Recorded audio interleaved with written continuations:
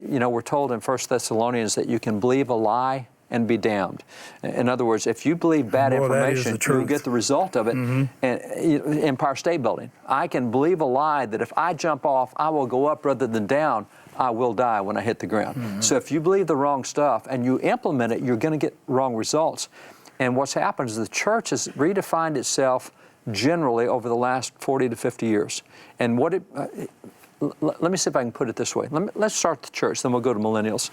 If you take, right now in America, there are 384,000 churches and senior pastors in America. So 384,000. So if you take that church list, working with the national pollster, calling 500 to 600 churches every day for months, ask them 6 simple questions. Question 1, is the Bible accurate in its teachings? Question 2, did Jesus live a sinless life? Question 3, does God get involved in the world today? If you pray, will He answer prayer? Question 4, can you earn your way to heaven, or is it a gift of grace? So 6 simple questions, really simple. 72% of pastors said they did not agree with those 6 simple questions. So you have 72% of pastors say, I don't agree with the basic teachings of the Bible. I don't think it's right. Well, we can look at the 72%, or we can say, well, that does leave us 28%, and that's 100,000 churches in America. We can do something with that, 100,000 churches. So then we take those 100,000, we call them theologically conservative. They believe the Bible.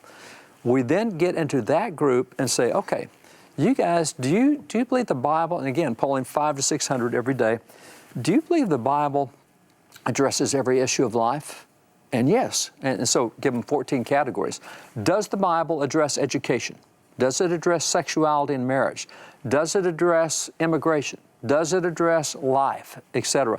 And between 91, depending on the 14 categories, between 91 and 97% of those pastors said, yes, the Bible does deal with economics and debt and whatever.